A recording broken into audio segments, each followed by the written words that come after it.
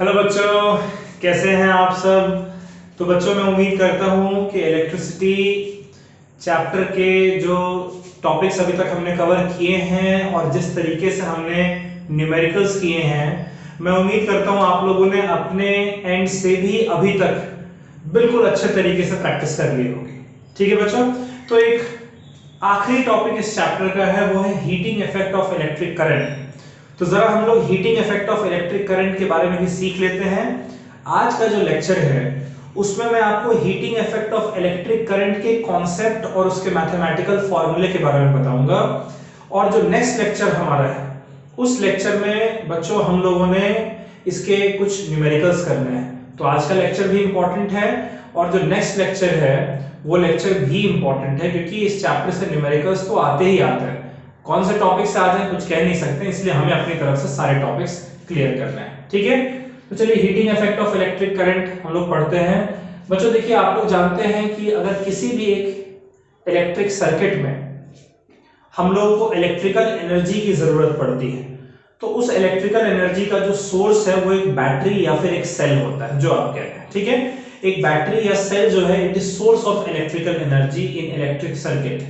Battery के अंदर हमने डिस्कस कर रखा है इस चैप्टर में कि बैटरी के अंदर केमिकल एनर्जीज प्रेजेंट होती हैं और बैटरी उन केमिकल एनर्जी को खर्च करता है। कैसे खर्च करता है भाई, जब आप सर्किट को कंप्लीट करते हैं तो बैटरी के अंदर जो केमिकल एनर्जीज हैं उनका केमिकल रिएक्शंस होते हैं और उस केमिकल रिएक्शन की वजह से केमिकल एनर्जी खर्च होती है।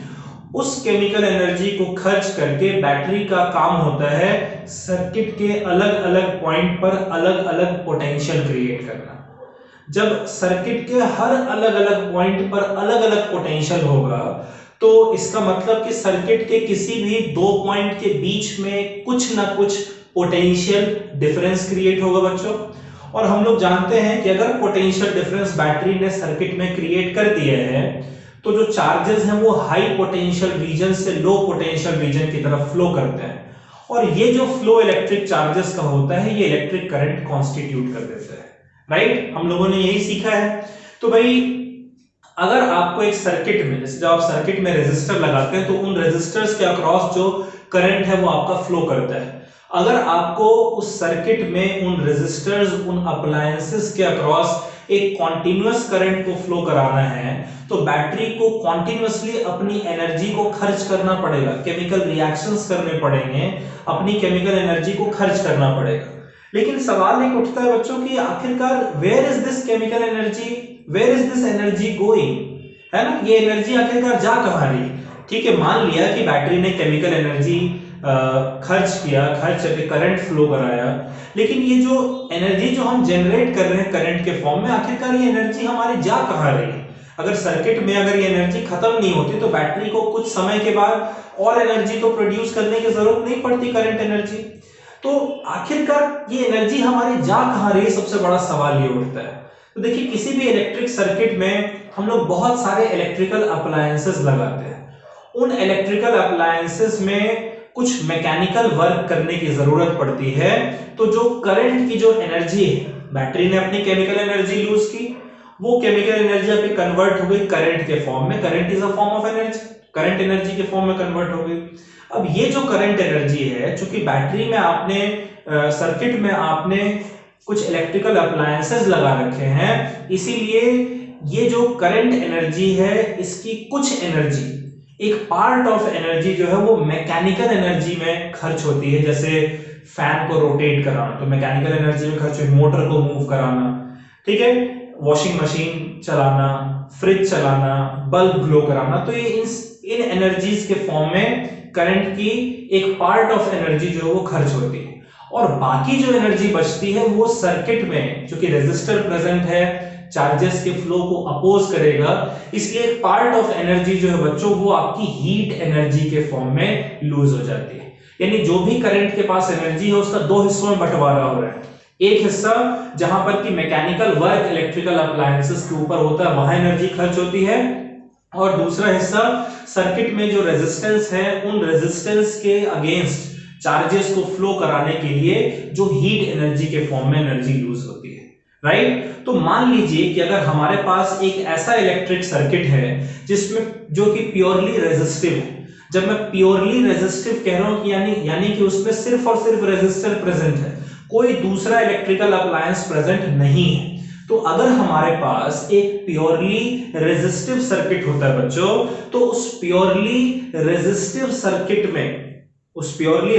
सर्किट में जो पूरी की पूरी एनर्जी है वो कहां पे खर्च होगी? सिर्फ और सिर्फ हीट के फॉर्म में खर्च होनी चाहिए। रेजिस्टर की वजह से ही तो एनर्जी हीट के फॉर्म में खर्च हो रही है ना। और अगर प्योरली रेजिस्टिव सर्किट, कोई दूसरा कंपोनेंट है नहीं जहां पर कि मैकेनिकल वर्क हो सके, तो उस केस में एक प्योरली रेजिस्टिव इलेक्ट्रिक सर्किट में जो पूरी की पूरी एनर्जी है वो आपकी खर्च हो जाती है किस फॉर्म में? हीट के फॉर्म में।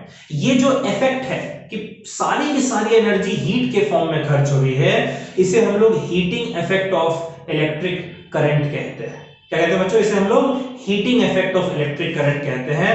और घर में आप लोग इलेक्ट्रिक आयरन इस्तेमाल करते हैं, घर में आप लोग हीटर्स का इस्तेमाल करते हैं, तो उन सब में सिर्फ और सिर्फ हीट की रिक्वायरमेंट होती है, वहां पर heating effect of electric current आपको देखने को मिलता है। ठीक है, तो अब हम लोग क्लियर है बच्चों? तो देखिए मैंने लिख रखा है आपके नोट करने के लिए कि a battery or cell is a source of electric energy. Chemical reactions in a battery creates potential difference which leads to flow of current. To do this, battery has to lose energy. A part of energy is used to do mechanical work such as rotating fan, etc. Rest of the energy is dissipated in form of heat. ठीक है? In case if circuit is purely resistive, entire energy is converted into heat. This is known as heating effect of electric current. It is used in devices such as heater, electric iron, etc. Clear है बच्चों यहां तक?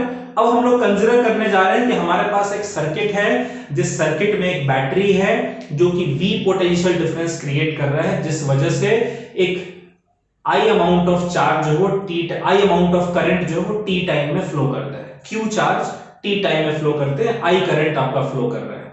Clear है? तो उस case में कितना heat हमारा जनरेट हो रहा है उसको जरा हम लोग कैलकुलेट करना चाहते हैं। यहां तक नोट कर लीजिए, फिर हम उस मैथमेटिकल कैलकुलेशन को भी देखते हैं।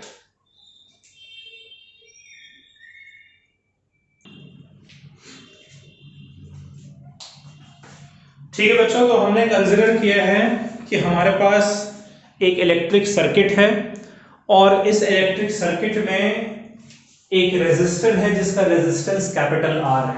ठीक है, हमारे पास एक इलेक्ट्रिक सर्किट है, जिस इलेक्ट्रिक सर्किट में एक रेजिस्टर है जिसका रेजिस्टेंस कैपिटल R है, और उसको हमने कनेक्ट कर दिया है एक बैटरी से, जिस बैटरी का पोटेंशियल V है। देखिए, जब आप किसी भी एक सर्किट को बैटरी से कनेक्ट करते हैं बच्चों, तो कुछ चार्जेस फ्लो करते हैं उसके अक्रॉस, क्योंकि पोटेंशियल डिफरेंस क्रिएट हुआ है। तो मान लेते हैं कि capital Q amount of charges जो हैं वो T टाइम में उस सर्किट के अक्रॉस फ्लो कर रहे हैं। और जाहिर सी बात है, जब कुछ चार्ज किसी टाइम में क्रॉस सेक्शन के थ्रू सर्किट में फ्लो करता है तो वो कुछ ना कुछ इलेक्ट्रिक करंट कॉन्स्टिट्यूट करते हैं। हमने कह दिया कि वो करंट हमारा I = Q/T। ठीक है, अच्छा, ऐसा करने के लिए, चार्जेस को फ्लो कराने के लिए बैटरी को पोटेंशियल डिफरेंस क्रिएट करना पड़ रहा है, और उस पोटेंशियल डिफरेंस को क्रिएट करने के लिए बैटरी को कुछ वर्क करना पड़ रहा होगा, बैटरी को कुछ पावर लगाना होगा, और बैटरी को कुछ अपनी एनर्जी खर्च करनी पड़ेगी। तो what is the work done by battery, पहले ये हम लोग देखते हैं। ठीक है, ऐसा करने के लिए जो वर्क करना पड़ रहा है बच्चों बैटरी को, वर्क डन बाय बैटरी।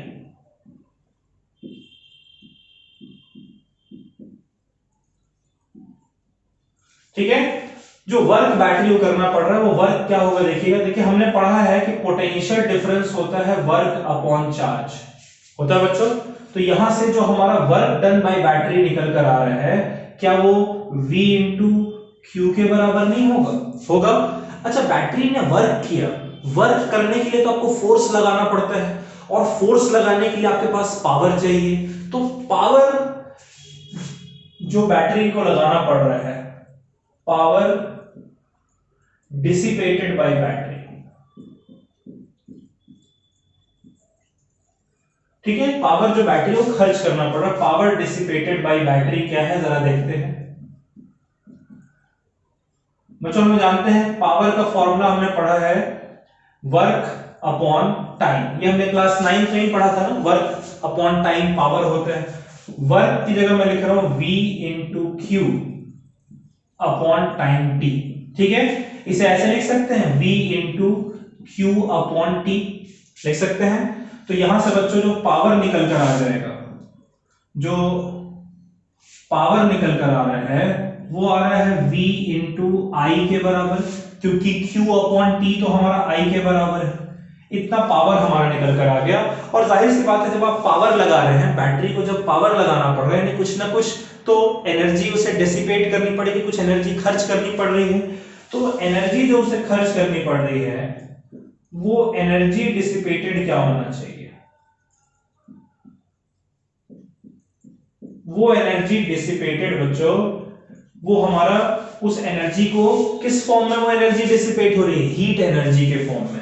तो इसलिए एनर्जी डिसिपेटेड हीट, ये क्या होता है, हीट हमारा होता है पावर इनटू टाइम, राइट। तो पावर हमारा है V इंटू आई, यानी कि ये हमारा आ जाएगा VIT, क्लियर है। अच्छा VIT जो हमारा है बच्चों, V की जगह अगर मैं IR लिखूं, V ओम्स लॉ से V की जगह अगर मैं IR लिख दूं, तो यहां पर अगर मैं IR, एक I यहां एक I ये, तो ये हो जाएगा I square into R into T होगा बच्चों। अच्छा ऐसा भी कर सकते हैं हम लोग कि I की जगह V अपॉन R लिख सकते हैं ना। तो अगर मैं I की जगह V अपॉन R लिखूंगा तो एक V और एक V, ये हो जाएगा V square upon R multiplied by T. ये आपका हीट एनर्जी का फॉर्मूला है बच्चों, ठीक है। ये अलग अलग फॉर्मूले हैं, ये फॉर्मूला आपका V और I के टर्म्स में है, ये I और R के टर्म्स में है, और ये V और R के टर्म्स में, T तो तीनों में प्रेजेंट है, ठीक है। आप नोटिस कर सकते हैं बच्चों कि ये जो हीट डिसिपेटेड है ये एक्चुअली में करंट के डायरेक्ट, अगर ये वाला फॉर्मूला देखें तो करंट के स्क्वायर के डायरेक्टली प्रोपोर्शनल है, रेजिस्टेंस के डायरेक्टली प्रोपोर्शनल है, और टाइम के डायरेक्टली प्रोपोर्शनल। इसी को हम लोग इस फॉर्मूले को हम लोग जूल्स लॉ ऑफ हीटिंग कहते हैं बच्चों, जूल्स लॉ ऑफ हीटिंग कहते हैं, ठीक है।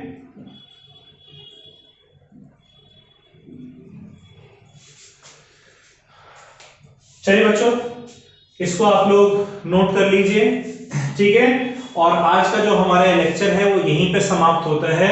अब जो नेक्स्ट लेक्चर हमारा होगा उसमें हम लोग इन्हीं फॉर्मूले पे बेस्ड कुछ न्यूमेरिकल्स करेंगे, कुछ क्वेश्चंस करेंगे, तो उसको भी आपने स्किप नहीं करना है, उस लेक्चर को भी जरूर देखना है, ठीक है। चलिए bye bye, take care, stay safe. इसको नोट कर लीजिए और इस टॉपिक को अच्छे से पढ़ लीजिएगा न्यूमेरिकल करने से पहले, ठीक है बच्चों। चलिए बाय बाय, नोट कर लें इसे।